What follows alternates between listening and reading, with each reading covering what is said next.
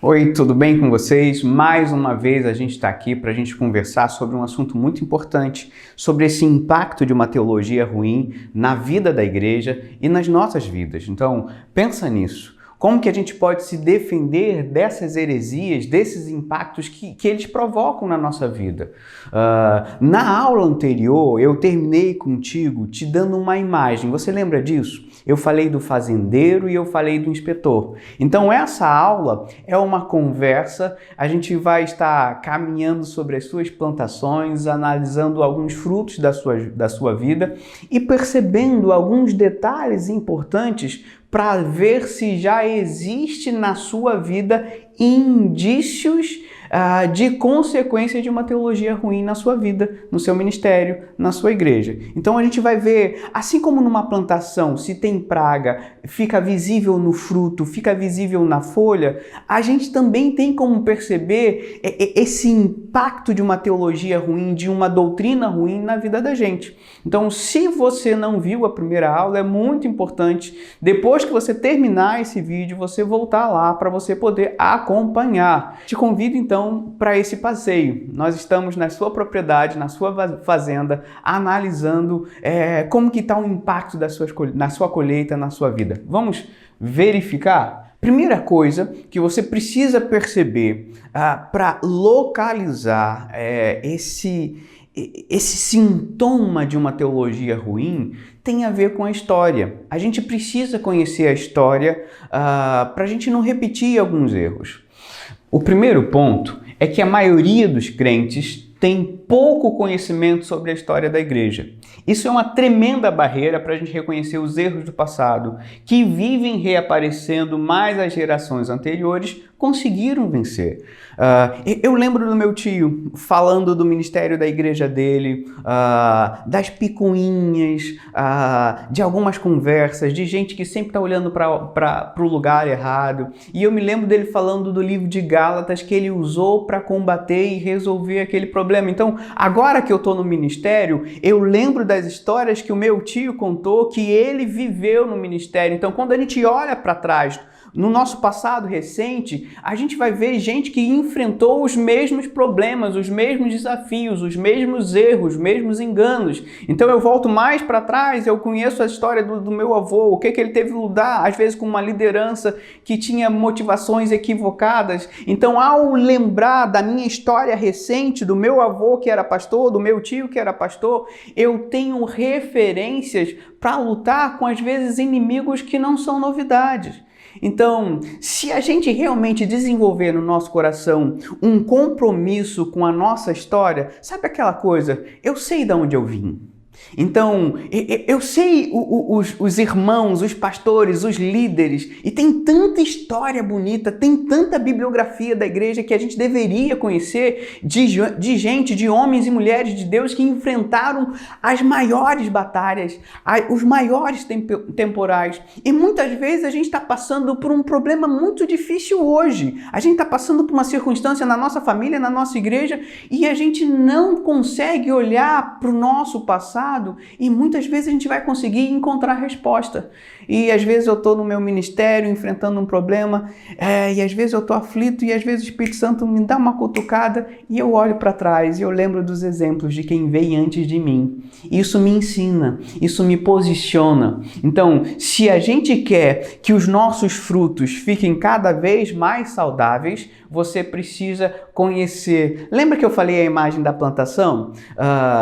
Se você quer ser um produtor que tem cada vez mais uma produtividade melhor, você tem que saber como que foi a outra colheita. Você tem que saber há 5 anos atrás se teve mais chuva, se teve menos chuva. Você precisa conhecer o histórico da sua terra. Você precisa conhecer o histórico do teu solo. Se tinha animais selvagens. Se você quiser realmente dominar a produtividade da tua história, você precisa conhecer o histórico de onde você planta. Da mesma forma, conhecer a nossa história é uma proteção, é uma barreira para a gente não cair na lábia desses falsos ensinamentos. Sendo assim, é muito importante aprender com os nossos irmãos do passado. A pergunta que eu faço para você: você tem esse costume de aprender com os irmãos do passado? Às vezes um pastor novo cai muito nesse erro. Ele está cheio de ideias, cheio de vitalidade. Aí vê já um pastor carequinha, barrigudo, cabelo branquinho, e às vezes a gente despreza a sabedoria. Tudo bem, às vezes talvez o pastor já esteja até aposentado, mas eu quero te incentivar. Você que está começando no ministério agora, você que está cheio de gás, gasta um tempo na sua vida, na dinâmica do seu ministério, para sentar com pastores mais velhos que você. Gasta um tempo para sentar com ele e escutar as histórias dos fracassos dele, dos sucessos deles. Isso vai te dar munição, isso vai te dar ferramenta para se proteger, porque todo ministério enfrentou aquele momento onde a gente se desviou um pouquinho, o Espírito Santo teve que chamar o pastor de volta, você está se perdendo. Então, escuta a história dele, escuta isso, porque a gente não pode cair nessa armadilha de achar que a gente não precisa aprender com quem veio antes da gente, né? Então, aprender com os irmãos do passado é ver porque aquela ideia era tão nociva para a igreja e como eles venceram. Teve gente que já venceu o obstáculo que você está enfrentando agora, você sabia? Esse obstáculo que você está enfrentando na sua família, esse obstáculo que você está enfrentando na sua igreja, teve gente que já venceu, que já enfrentou isso. Então, vai atrás dessas pessoas. Existem livros, existem pastores aposentados, existe muita gente que já enfrentou isso. Então, não seja orgulhoso. Para a gente vencer as heresias, a gente precisa ter essa humildade de conversar com quem já estava no trabalho antes da gente. Então, as heresias não são novidade, eles são velhos inimigos. Então, você escuta muitas coisas estranhas quando você vai no YouTube, quando você, às vezes na igreja de um amigo seu. A gente não está escutando tanta coisa estranha, né? Percebe que tem muita coisa sendo distorcido na base da nossa fé, distorcendo pilares sobre a palavra de Deus, sobre quem é Deus. Então, ao longo dos anos, esse inimigo vai se disfarçando, ele vai tomando formas e ele está sempre distorcendo e contaminando, corrompendo a fé cristã. Então, ela promove confusão, elas sempre voltam. As heresias sempre voltam. Eu gosto sempre de fazer a relação com os insetos que são chatos, que estão sempre rondeando a gente. Heresia é igual um inseto que está sempre te perturbando. Aquele mosquitinho no sono que você está tentando dormir e ele fica... e causa um estrago muito grande. Então, embora elas não sejam novidade, elas sempre vão parecer que estão na moda. Então, se você quer identificar esse padrão, a heresia sempre vai vir como uma... Cara, que incrível! A última revelação do céu. Desceu uma comitiva de anjos e agora a mais nova revelação do universo chegou. Sempre ela vai ser pintada, ela sempre vai ser embalada numa embalagem muito atraente. Porque aquilo que tem cara de novo mexe com a gente. Lembra que a gente conversou? A gente precisa ter um foco na verdade, não na novidade. A verdade vai produzir novidade na sua vida. Agora, cuidado que a novidade não produz verdade. Então, às vezes, a gente está muito mais preocupado com a coisa errada. Cuidado para não seguir as modas. Cuidado para não seguir as novas tendências do mercado gospel. Siga a palavra. Siga o ensinamento, siga o Espírito Santo que vai te guiar em toda a verdade revelada na palavra de Deus. O próximo momento, para a gente, nessa caminhada sobre a sua fazenda, você vai perceber nos frutos, nas folhas, de onde existe essa realidade de uma fraca teologia, de uma falsa teologia, são divisões. Então aqui a gente vê um termômetro, a gente vê um referencial inequívoco. Quando a gente chega numa igreja e a gente percebe um histórico de divisão, é uma forte evidência de que existe ninho de heresia nessa comunidade. Nesse ponto você vai virar um caçador de heresia. É claro que a gente está brincando, né? Não saia pelas igrejas dizendo o que é heresia e o que não é. O objetivo não é esse.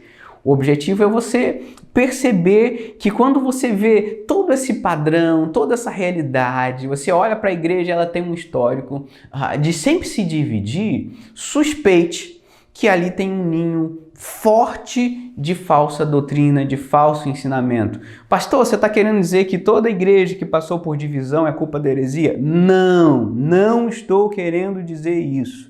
Muitas vezes uma divisão pode ser fruto de uma fatalidade, pode ser fruto de uma coisa que aconteceu. Então, cuidado para você não querer generalizar. Toda igreja que divide é por causa de heresia. Não necessariamente, às vezes foi um problema de relacionamento, foram coisas circunstanciais. Então, cuidado para você não generalizar de uma forma inconveniente. Mas, apesar da gente não poder generalizar, eu estou chamando a sua atenção para isso. Quando divisão vira padrão, ok? Aquela igreja não dividiu uma vez, ela dividiu duas, dividiu 3, dividiu 4. Há 10 anos atrás você tinha feito uma divisão. Se foi 5 anos depois, outra divisão. É um padrão. Aquela igreja está sempre dividindo. Então, se você vê essa marca, essa identidade, pode ter certeza, tem ninho de heresia naquela igreja. É fatal. Eu quero então que você perceba que nessa igreja que tem esse padrão, então lembra, a gente está falando sobre padrão, então você não vai falar a igreja do meu irmão dividiu uma vez, a gente está falando isso. Então, mais uma vez, a gente está falando sobre padrão. Por que essas igrejas dividem? Porque estão sempre contestando a verdade bíblica. Sempre tem uma novidade bíblica, né? Então, contesta a autoridade, contesta a verdade bíblica. Então, em nome de argumentos que parecem estar cheios de justiça, cheios de verdade, de áreas de modernidade, porque sempre tem esse aspecto da modernidade, do novo, lembra que a gente falou sobre isso? E da liberdade. Então, geralmente, a heresia, ela flerta com a liberdade de um jeito muito estranho. Então, ela vai tentar te convencer que se você vir para o lado da heresia, você vai ser uma pessoa mais livre. O ruim é que é exatamente o contrário que acontece. Da mesma forma, geralmente existe uma relação direta entre heresia e imoralidade. Então, pensa nessas palavras, porque sempre a heresia vai estar associada com alguma dessas palavras. Heresia com modernidade, heresia com liberdade, heresia com moralidade. Então, aquelas pessoas ficam gritando em nome de alguma dessas coisas, que não pode assim, não pode daquele jeito, e no final a igreja racha. Então, mais uma vez, quando eu estou falando sobre liberdade, modernidade, a heresia ela sempre vai distorcer. Então, eu conheço alguns históricos de algumas igrejas que racharam em dois. Então, tinha um grupo que continuava no caminho da verdade, que é aquele caminho simples. O caminho do evangelho é simples, gente. E tinha um outro grupo que estava propondo liberdades e promessas de liberdade. A igreja rachou. Então, parecia uma promessa, sabe aquela coisa de bala na boca de criança, doce na boca de criança? Então, a heresia sempre tem esse apelo muito grande para as pessoas a serem seduzidas por um tipo de vida que elas acham que elas ainda não têm. É só lembrar da história da serpente com Eva. A serpente conseguiu enganar Eva direitinho, né? Então, a liberdade da heresia é diferente da liberdade cristã.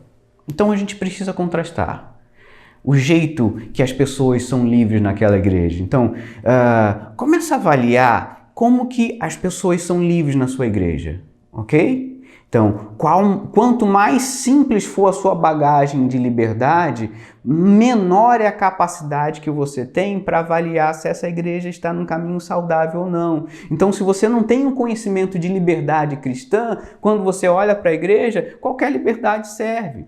É muito importante você diferenciar a liberdade da heresia e liberdade cristã. Eu faço sempre uma provocação para os meus alunos, para o pessoal da igreja. Levantar a mão no culto é muito fácil. E se você confunde liberdade na igreja com gente que bate palma e levanta a mão, você precisa se aprofundar no significado da verdadeira liberdade. Liberdade cristã, ela explode dentro de você. Ela cria dentro de você uma realidade transformadora. A liberdade do herege, ela sempre exige, se impõe, mas não se compromete. Lembra que a gente está passeando pela sua plantação para ver a qualidade do fruto? Então, pensa aí na sua igreja, nos seus relacionamentos, se tem essa força de imposição, sempre as coisas são impostas, e não existe compromisso, não existe equilíbrio. Então, pastor, como líder eu não posso impor nada na minha liderança? Pode, existe um momento para imposição. Às vezes o pastor tem que ser mais duro, às vezes o pastor tem que impor algumas coisas. Isso faz parte da realidade. O que eu estou chamando a atenção não é sobre se a gente tem ou não tem direito de impor coisas. Eu estou chamando a sua atenção se a dinâmica da vida da sua igreja, se a dinâmica na vida da sua família é tudo baseado na imposição, tudo é imposto. Então, quando tudo é imposto, mas não existe aquele comprometimento como moeda de troca, sabe aquela coisa de uma via de mão dupla? Então a gente já identifica que essa liberdade é uma liberdade só por um lado.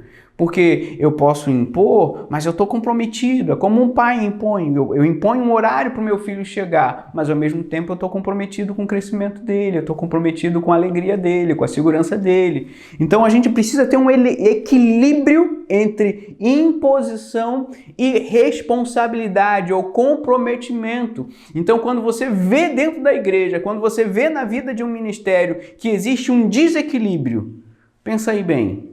Só se impõe na sua igreja, ou só se compromete, ou imposição e comprometimentos estão incrivelmente equilibrados pelo poder do Espírito Santo. Querido, e aí é só o Espírito Santo que consegue, né? Porque a nossa tendência é mais para um lado ou para o outro.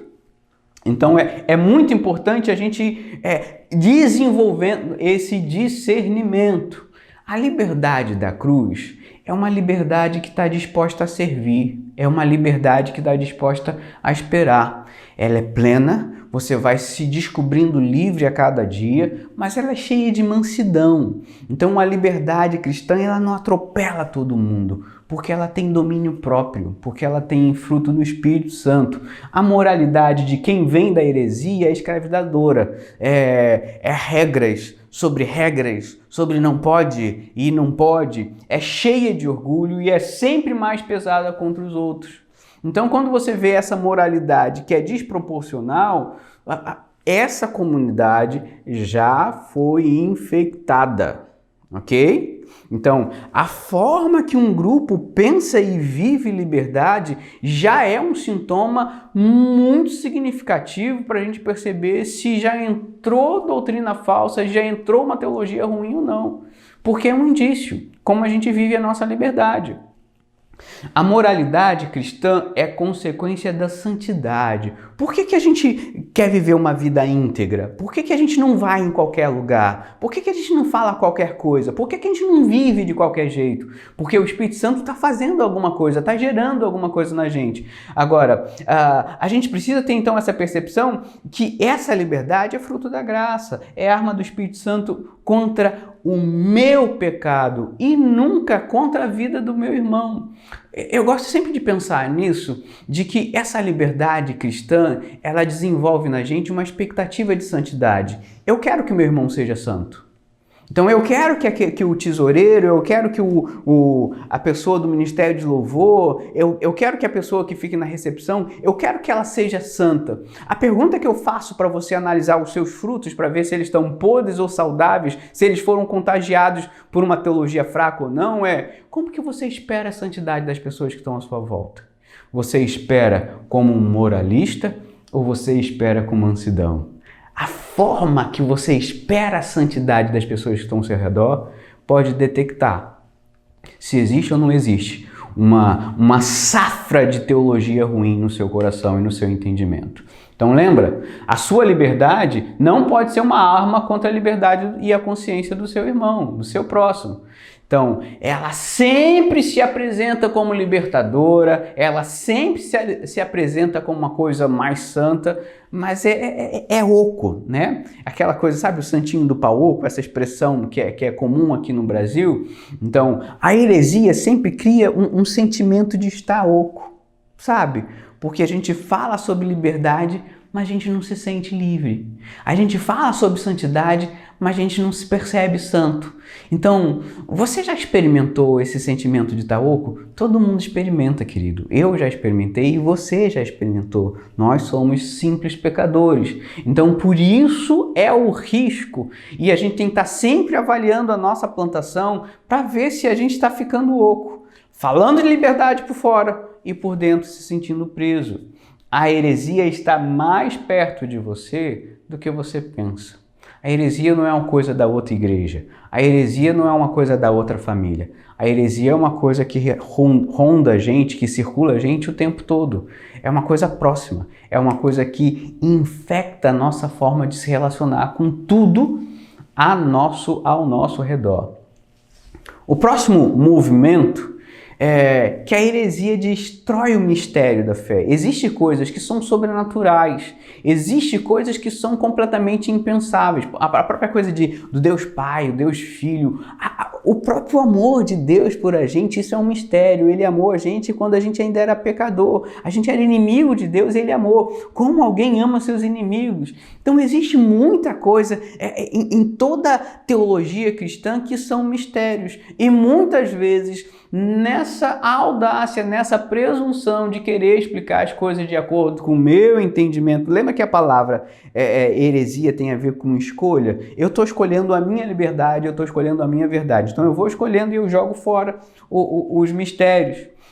Então, a heresia é um movimento que distorce o mistério da fé em vez de preservá-lo. Então tem coisas que a gente preserva, porque a gente não sabe e a gente não tem competência para julgar e avaliar, então a gente preserva do jeito que está. Então, por exemplo, quando a gente fala sobre Trindade, o Pai, o Filho e o Espírito Santo, quando você chegar no céu, você vai encontrar um trono ou 3 tronos. E aí fica um monte de gente querendo dizer quantos tronos tem, quantos tronos não tem, e aí começa a criar uma confusão, um monte de coisa. Nesse sentido, a fé cristã é racional, ela tem explicação. É o Pai, o Filho, o Espírito, mas ao mesmo tempo que existe uma explicação, existe um espaço para o mistério, porque tem coisas que a gente não consegue compreender. Muitas vezes a heresia, não, agora eu expliquei, agora eu sei como resolver tudo isso. E no que explica, destrói, esvazia aquilo que é tão bonito, aquilo que é tão belo, aquilo que é impensável. Nessa tentativa de simplificar, você acaba esvaziando. Note que quando a gente está falando de uma teologia, ela não é irracional. A gente pode falar sobre ela, a gente pode pensar sobre ela, mas uma boa teologia, ela não esvazia o mistério. A gente continua sabendo que Deus está acima de nós, acima dos nossos pensamentos. Por incrível que pareça, essa heresia, ela tenta facilitar as coisas de uma maneira que é trágica. Então um sujeito tem uma experiência, então Paulo foi até o 7º céu.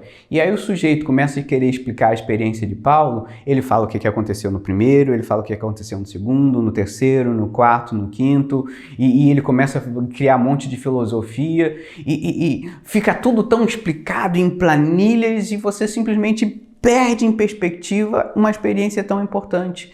Porque você começou a criar explicações, você começou a colocar cabelo no ovo. Sabe aquela coisa de pelo no ovo? Você explicou demais, mas você perdeu o sentido. Então, mais uma vez, eu não estou falando que a gente não tem explicações para dar sobre a palavra de Deus. A teologia ela é corajosa o suficiente para dizer que também é racional. Mas só que a heresia, ela vai além, ela passa do ponto. Então, muitas vezes as experiências sobrenaturais do nosso meio se transformam em heresia justamente com essas tentativas de planificar, de explicar todo o sobrenatural como se a gente tivesse capacidade de explicar o sobrenatural de Deus, como se a gente tivesse capacidade de explicar tudo que acontece na mente de Deus. Então, muitas vezes a heresia nasce desse fato bíblico. Deixa eu esclarecer com um exemplo. A pergunta: quem é Jesus? A doutrina bíblica, a tradição cristã explica que ele é o nosso Salvador, que ele é o nosso Redentor, 100% homem, 100% Deus. Isso é um mistério. Como que ele consegue ser totalmente homem e totalmente Deus? A gente entende isso, a gente foi ensinado sobre isso.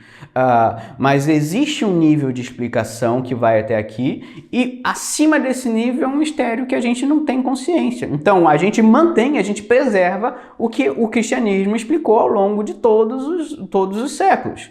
100% homem, 100% Deus. Então, o que a heresia faz? Então, algumas pessoas, na tentativa de explicar melhor o que é essa coisa de ser 100% homem, 100% Deus, caíram em armadilhas ainda piores. Aconteceu no início da igreja uma heresia chamada docetismo. Então, na cabeça dessas pessoas, eles não conseguiam conciliar que Cristo era 100% homem e 100% Deus. O que eles fizeram? Como que eles não acreditavam que Cristo era homem, eles começaram a desenvolver que Cristo era um fantasma. Era um espírito, era um fantasminha que andava no meio das pessoas. Então ele era Deus, ele veio da parte de Deus, mas ele não tinha corpo. Ele era só um espectro que andava no meio das pessoas e pairava no nosso meio falando com a gente. Olha só, percebe que na tentativa de explicar o mistério 100% homem, 100% Deus, as pessoas ultrapassaram ali e criaram uma bobagem. Agora, se Jesus Cristo não fez carne, isso tem um impacto muito profundo na nossa fé. Tentaram explicar, confundiram ainda mais. Então, a pergunta que eu faço: pensa na sua igreja, pensa para você, as explicações que você faz da sua fé, das coisas que você viveu, te deixam mais pobres espiritualmente e mais longe de Deus, ou as explicações que você costuma dar para o que você vive te enriquece? Então, pensa em Cristo, 100% homem, 100% Deus. Você explicou, mas existe o lugar do mistério. Você não consegue chegar em tudo isso. Então, as coisas que você está explicando sobre a sua vida espiritual, você dá explicação para tudo. Então, você pega uma parábola, até a vírgula que você usou lá na parábola tem uma explicação para vírgula. Então, você cria explicações mirabolantes para tudo. Então, no princípio, Deus criou os céus, a terra, e no primeiro dia isso, e você começa a criar teoria para todo dia, explicar todo dia. E isso realmente está te deixando mais perto de Deus, ou essas explicações detalhadas está empobrecendo porque está esvaziando o mistério das coisas espirituais? Então, mais uma vez, não é sobre ser irracional, é sobre tomar cuidado, porque o mistério existe um lugar no cristianismo e na nossa fé. Então, pensando sobre isso, de que se a gente destrói esse mistério da fé, a gente perde capacidade, a gente perde relacionamento com Deus, a gente perde sensibilidade às coisas espirituais. A consequência é que quando a heresia se estabelece, existe um movimento em duas direções. Nasce uma fé ansiosa e neurótica e a incredulidade cresce. Aqui a gente tem que parar e conversar de uma forma muito importante, muito sincera. Você escuta a pregação no YouTube, você escuta a pregação do seu pastor, você prega, você ensina. A pergunta importante é, de tudo que depois você ouve, o que nasce desse alimentar das coisas espirituais? Está nascendo uma fé sólida? Está nascendo uma fé que te faz se aproximar do seu próximo? Está nascendo uma fé que faz se aproximar do Espírito Santo? Está nascendo uma fé que faz te aproximar de Deus? Ou as pregações que você tem consumido no YouTube, etc, estão fazendo em você uma fé mais ansiosa? E eu vejo que as pessoas se identificam. Então você foi lá no YouTube e você falou assim, fulano, você já viu o vídeo do pastor tal ou da missionária tal no YouTube? E você fala que você gosta, mas você não avalia se aquilo está gerando no seu coração essa fé mais ansiosa ou essa fé mais saudável. Eu vejo o surgimento, o nascimento disso em duas circunstâncias. Às vezes eu vou responder a algum aluno, eu vejo que ele está brigando. Então, tem uma resposta A e uma resposta B. Então, na igreja A, ele escuta isso, no YouTube ele escuta isso. E a cabeça dele está confusa, porque ele está brigando as respostas, ele não sabe em quem acredita. Ele acredita no pastor dele ou ele acredita no YouTube? Então, ele está ansioso porque ele está dividido. Ele não sabe quem ele escuta. Então, ele está no meio de uma encruzilhada, ele está no meio de uma briga e ele não sabe se posicionar. Então, a fé dele fica ansiosa. Então é muito importante ele ir para um lugar saudável. Então esse é o primeiro surgimento da ansiedade nas pessoas que eu converso. O segundo surgimento da ansiedade é justamente por isso. Porque ele está consumindo algo que não tem poder de quebrar os grilhões do coração. Ele está consumindo vídeo de pregação após vídeo de pregação, mas que não aproximam de Deus, que não criam amor pelo próximo. Então hoje a gente vive na nossa sociedade, a gente tem uma facilidade de estender o dedo e dizer que está todo mundo errado. Eu fico assim preocupado. Se tivesse um carro na frente, eu acho que tinha muito crente que ia passar por cima do irmão da outra igreja, porque pensa diferente, porque fala diferente. Então, que fé é essa está nascendo no seu coração a partir do que você está se alimentando? Se essa fé está te deixando ansioso e neurótico, analisa os frutos. A gente não está caminhando pela sua plantação para ver se os frutos estão saudáveis, se tem bicho, se não tem bicho. Então, se você começa a perceber que essa fé neurótica é uma fé raivosa, irmãos, fé raivosa faz sentido? Fé neurótica faz sentido? Fé ansiosa, quando o Cristo, o nosso Redentor, nos chama docemente: vinde a mim todos que estáis cansados e sobrecarregados e eu vos aliviarei. Ou ainda mais, ele diz para você: não andeis ansiosos com coisa alguma. Seja sincero, você está andando ansioso, não está? Sim ou não? Isso significa que a gente precisa ver as raízes da teologia que a gente tem consumido. A gente consome coisa demais, a gente se alimenta de coisa demais, mas a gente não tem percebido quais são os nutrientes dessa teologia que a gente está absorvendo. A gente não está se tornando pessoas mais cheios do mover do Espírito, cheio de mansidão, cheio de domínio próprio, cheio de ousadia, sim.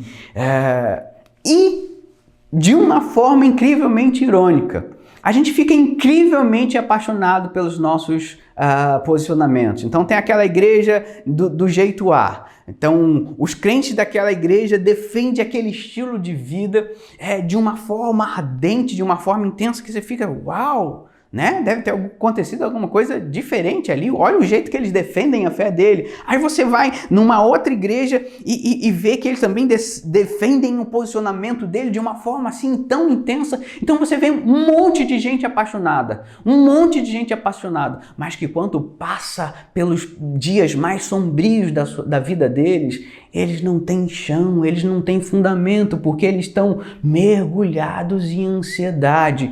E essa ansiedade gera inevitavelmente incredulidade. Um coração ansioso é um coração que vai ter que enfrentar a incredulidade. Eu quero que você fique apaixonado pelo Evangelho, porque quando eu ensino a palavra de Deus, eu sou apaixonado por isso.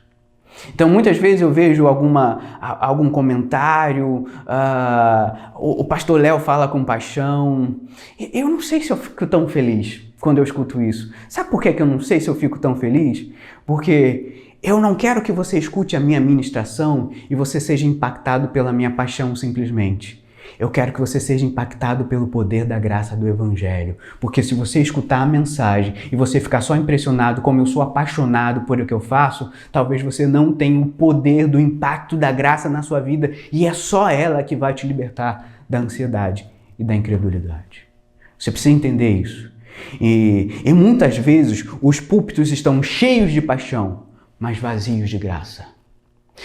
cheios de oratório e discurso, de defender as suas verdades, mas vazios de misericórdia.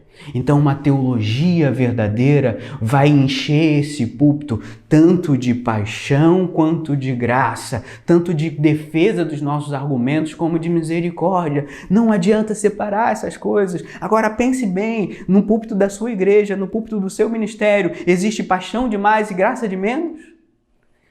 Porque se é isso que está acontecendo com você, as pessoas estão te seguindo não pela graça do Evangelho, mas porque elas querem ser tão apaixonadas como você. E eu preciso te dizer, como alguém que foi chamado para ser profeta nesse tempo, a sua paixão não tem poder de transformar um coração que está preso no pecado.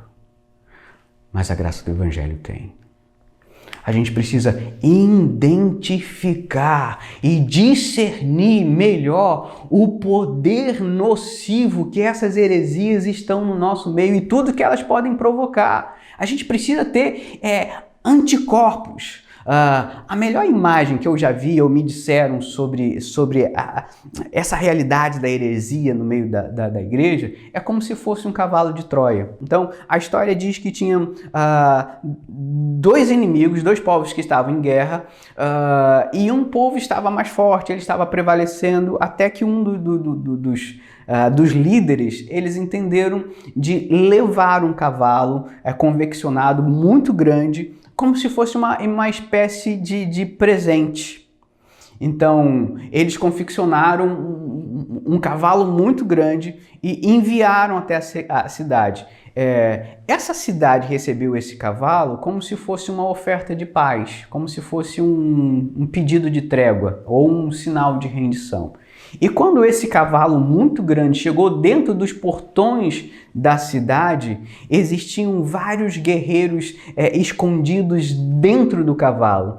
Eles saíram e eles dominaram a cidade. Então aquilo que parecia ser um presente foi a destruição da cidade.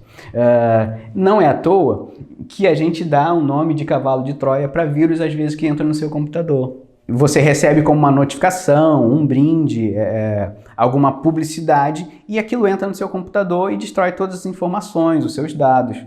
A gente olha para a realidade da heresia como se fosse um hospedeiro. Sabe o hospedeiro, aquele vírus? Tem às vezes no tubarão, aqueles peixinhos que ficam grudados lá no tubarão, ou então um carrapato. Então, a heresia, para sobreviver, ele está sempre dentro de um organismo e ela entra dentro desse organismo e começa a se alimentar. Contamina e depois controla. O curioso, isso é muito importante, o curioso que geralmente, ou boa parte dos hereges, não se vê como falso profeta. Então, quando você conversa com um herege, ele se comporta como se ele fosse um mestre da palavra de Deus, ele se comporta como alguém que está levando a verdade para as pessoas. Dificilmente você vai conversar com uma pessoa que prega essa teologia falsa e ele vai assumir nos bastidores o que eu faço é errado. Não. Geralmente ele tem uma consciência tão distorcida que ele acaba se convencendo de que ele é o maior defensor da verdade. Exatamente por isso, quando eu percebo pessoas que são muito defensores da verdade, eu já fico um pouco assustado. Sabe aquela coisa de botar suas barbas de molho? Quando eu vejo que assim alguém que é o defensor de tudo, isso já liga um sinal de alerta para perceber que talvez alguma coisa esteja fora do lugar. Então, Alistair McGrath, que foi o livro que eu sugeri para você como leitura, o nome do livro é Heresia, ele diz uma coisa muito interessante, que é a gestação das heresias. Onde que nasce esse negócio? Porque isso nasce, isso tem um ninho. E a gente já pontuou, e eu vou voltar nesse ponto, geralmente é quando o gosto pelo novo é maior do que o gosto pela verdade, ok? Então, quando você gosta mais de novidade do que de verdade, cuidado, você é presa fácil para falsos profetas. Agora seja sincero comigo, agora conversa aqui de irmão para irmão. É fácil você ser fascinado pela novidade mais do que pela verdade no seu dia a dia? Querido, se você está vivendo essa realidade, proteja o seu coração com a palavra de Deus, com o ensino da palavra de Deus, para que você não se torne vulnerável a essa realidade. O segundo lugar que o McGrath lista para a gente é o ciúme. Um ambiente onde existe muito ciúme, um ambiente onde existe muita inveja, fatalmente você vai ver pipocar falsos ensinamentos, falsa teologia e vice-versa. Se você chega num lugar que o ambiente é assim, pode ter certeza que existe ensino fraco da Bíblia ali. A palavra de Deus, ela precisa chegar nessas relações de ciúme e ela precisa engolir, transformar, explodir. Não significa, pastor, na minha igreja tem 5 pessoas ciumentas, então a minha igreja é cheia de heresia. Não, irmão, a gente tem que ter paciência. Lembra que a liberdade ela é paciente? Mas existe recurso no Evangelho para enfrentar a inveja das pessoas. Existe alimento no Evangelho para enfrentar o ciúme. A pergunta que eu faço para você é se na nossa comunidade as relações se tornam cada vez mais ciumentas, as relações se tornam cada vez mais invejosas, ou ciúme é uma coisa que está sendo vencida, é uma coisa que está pelo menos sendo enfrentada.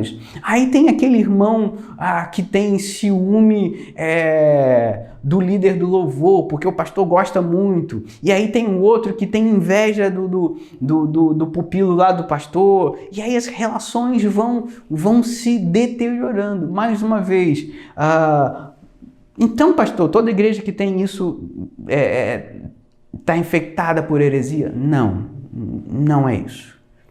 Eu estou querendo insistir em dizer que o Evangelho consegue enfrentar isso. Um falso Evangelho não consegue enfrentar o ciúme. Um falso Evangelho não consegue enfrentar a inveja. Você vai ver inveja na sua igreja. Então, se você não viu, abre seus olhos, porque você vai ver inveja na sua igreja. Você vai ver ciúme na sua igreja. A questão é se na sua igreja tem remédio contra isso, ou se na sua igreja não tem remédio contra isso. Pensa, tem ou não tem? Então, o Alistair McGrath, ele continua citando ou listando possíveis lugares onde essa heresia nasce, onde essa falsa teologia nasce. Em quarto lugar, a ambição. Então, quando você vê um ambiente incrivelmente ambicioso, e eu preciso fazer um parênteses, não significa que você não possa ter expectativas, sonhos, projetos, não significa que você possa olhar para o futuro cheio de sonho na cabeça, cheio de sonho no coração. É bom sonhar, é saudável sonhar, mas existe uma fronteira tênue entre o sonho, entre a vontade de crescer e a ambição. A ambição envenena a nossa alma. A ambição coloca a nossa projeção para o futuro. Os nossos sonhos do futuro são infectados, são contaminados por um sentimento ruim. A nossa vontade de crescer não se baseia ou não repousa na graça de Deus ou na misericórdia de Deus. A vontade de crescer se baseia em sentimentos ruins, mesquinhos, baixos. Então, quando você vê esse ambiente de ambição dentro dos ministérios, dentro dos relacionamentos, fatalmente você vai ver algum pastor fazendo uma vírgula, um desvio, porque a vontade dele de crescer a qualquer custo é tão grande que ele vai ser tentado ou levado a criar argumentos, a criar ensinamentos que ajudem ele a crescer e a ele chegar onde ele quer chegar. Então, em vez de ele ser baseado pela verdade, ele vai ser baseado pela ambição. E a ambição é um útero de falsa teologia. A ambição é um útero de teologia. Quantos mais ambiciosos são os pastores, mais doutrina falsa eles criam. Quanto mais ambiciosos são os pastores, mais ninhos de serpente, mais heresias são lançadas para dentro do coração da igreja, contaminando, confundindo, fazendo com que essa igreja adoeça. Não menos importante, num ambiente onde a gente convive com a frustração de uma forma sistemática, isso vai trazer também heresias, porque ao não saber lidar com as nossas frustrações, eu gosto muito do livro de Jó. O livro de Jó é um dos melhores remédios que a gente tem na Bíblia para enfrentar a nossa tristeza, as nossas frustrações. O livro de Jeremias, a Bíblia vai ter uma gama muito grande de remédios para tratar a nossa frustração. Mais uma vez, então crente não pode ser frustrado? Não, querido, a questão não é essa. A gente se frustra. Frustração faz parte da vida, inclusive da vida do crente. O que eu estou querendo dizer é quando essa frustração determina os nossos relacionamentos, às vezes eu fico mais melindroso, às vezes eu fico mais pessimista, ou às vezes eu começo a desenvolver no meu coração sentimentos que são nocivos. Então, da mesma forma, uma pessoa frustrada, ela tem a tendência de contaminar a pregação do evangelho com a sua frustração. Pensa nisso. Eu vim no Rio de Janeiro e no Rio de Janeiro eu já peguei dengue algumas vezes. E esse vírus da dengue, ele é terrível porque ele sofre mutações terríveis. Cada nova temporada ele tem a mutação, né? Então, ele vai se reinventando. O mesmo mosquito, mas cada vez traz uma doença ainda mais mortal. A gente já teve dengue, chikungunya, zika. As pessoas nunca tomam os cuidados suficientes e cada vez ela é mais fatal. O vírus continua fazendo as suas vítimas em forma de doenças variadas. A heresia trabalha da mesma forma. Sempre a mesma origem. Sempre nascendo dos mesmos lugares, da frustração, da ambição, da ansiedade, tudo que a gente já conversou. Destruindo vidas que estão descuidadas e ainda não perceberam que heresia mata. A gente não combate a heresia porque a gente quer que toda igreja seja igual uma nossa. Na realidade, não tem como todas as igrejas serem iguais. Mas a gente luta contra a heresia porque a gente sabe que a consequência da heresia é destruir, é matar. Quando eu te chamo para conversar sobre heresia, e a gente, desde o início, a gente fez esse passeio sobre a sua fazenda para verificar os seus frutos, se eles estão saudáveis, se eles não estão saudáveis. A gente precisa entender e lembrar que não é uma conversa para detectar se existe uma heresia na igreja do meu tio, do meu primo. É uma conversa como o salmista faz, é uma oração pedindo que Deus sonde o meu coração. Senhor, sonda a minha alma e vê se na minha alma existe algum caminho mau. A gente não ora assim, o salmista não fala isso. Vê o meu coração, né? E vê se no meu coração existe um caminho mau. A gente não pode chamar a heresia de caminho mau também?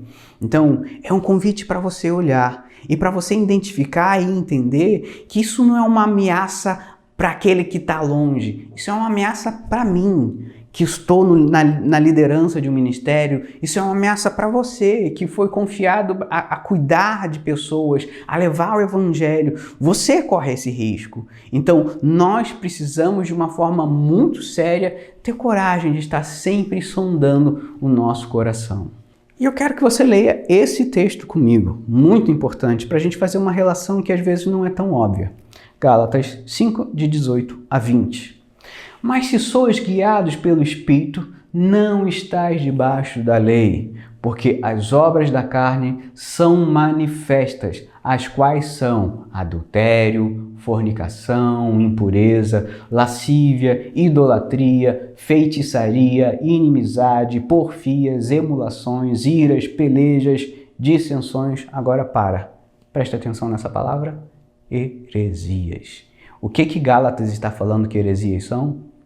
Obras da carne. Da mesma forma que a Bíblia diz que adultério é obra da carne, a Bíblia também diz que heresia, ou seja, ela nasceu de algum lugar. Lembra que a gente falou de ambição, de frustração, daquele monte de sentimento? Então, é a obra que está trabalhando no seu coração, é uma obra da carne que está trabalhando no coração do ser humano e ele produz impureza. Da mesma forma que ele pode produzir impureza, ele pode produzir heresia. Da mesma forma que ele produz dissensões, disputas, lutas, ele pode produzir heresia. Então, mais uma vez, eu convido a gente meditar nas palavras dos salmistas.